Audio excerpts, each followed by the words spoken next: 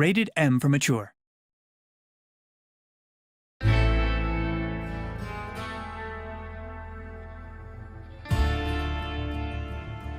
Desperados 3 is a real-time tactical stealth game. In this prequel to the beloved Desperados franchise, you will lead your gang on a glorious Wild West adventure and visit many iconic places like the forbidding mountains of Colorado, the bug-infested swamps of Louisiana, and the windswept deserts of Mexico. You will also get to experience the origin story of John Cooper and the rest of his gang. Now, let me make the introductions.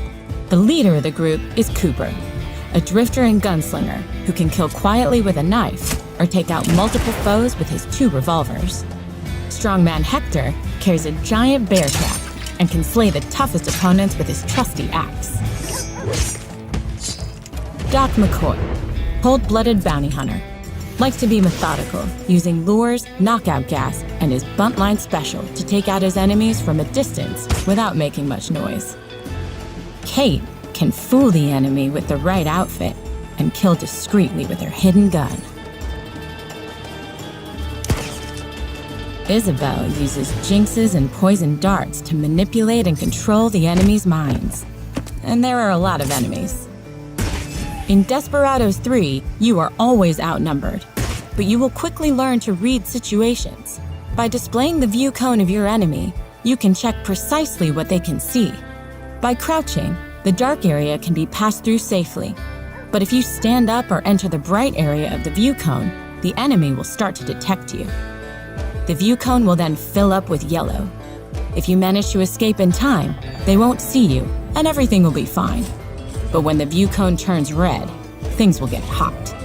The enemy will call for help, triggering the alarm, which means everybody in the area will start hunting you. And as if this wasn't enough, the alarm also triggers reinforcements who will come rushing out of guardhouses. If you manage to hide from the hunting party, the search will stop after a while, but the reinforcements will stay and patrol the area. In Desperados 3, you have to think before you act. Simply running blindly into situations won't get you far. This is why quick saving and quick loading is an essential part of the gameplay.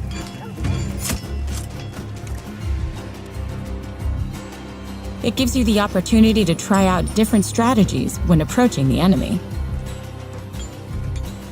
But now, let's see how we can use our gang's skills to show the enemy who's boss. Whenever you encounter a new group of bad guys, placing your gang in safe observation spots saves you from being surprised by patrols. You will quickly get a sense of blind spots or weaknesses in their routine. There are always a multitude of options for how to use different skills, allowing you to take out the enemy one by one.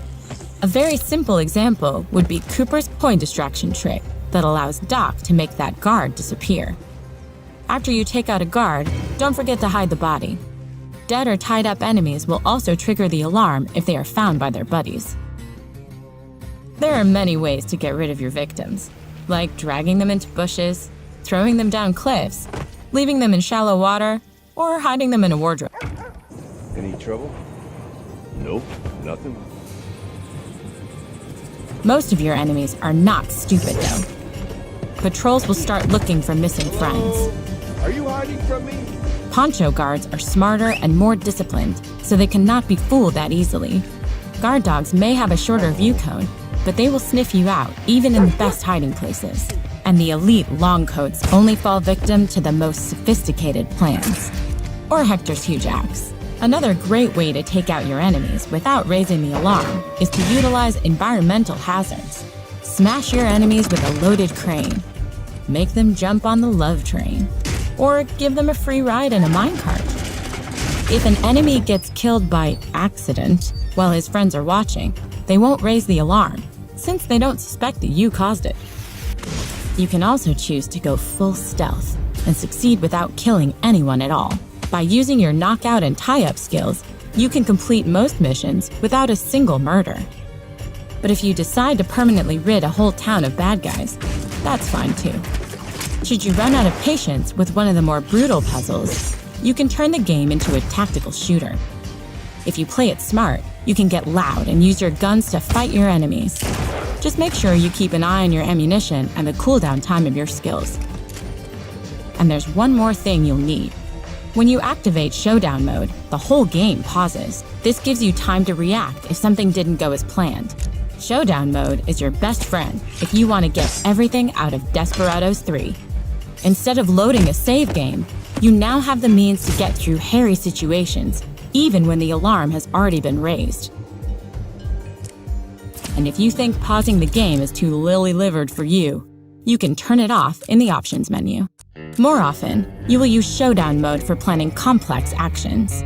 You can give each of your gang members a distinct command, which they will then execute simultaneously. This gives you the opportunity to take down multiple enemies at once, even when they watch each other closely. That said, you can also use Showdown mode to elevate your gun skills to the next level. Here, you can combine the pause feature with the planning feature so you can play out tactical shootouts. Coordinate your attacks, draw attention away from your friends, and play cat and mouse while your guns reload. Whatever your approach is, just make sure that in the end, no enemy is left to tell anyone what hit them.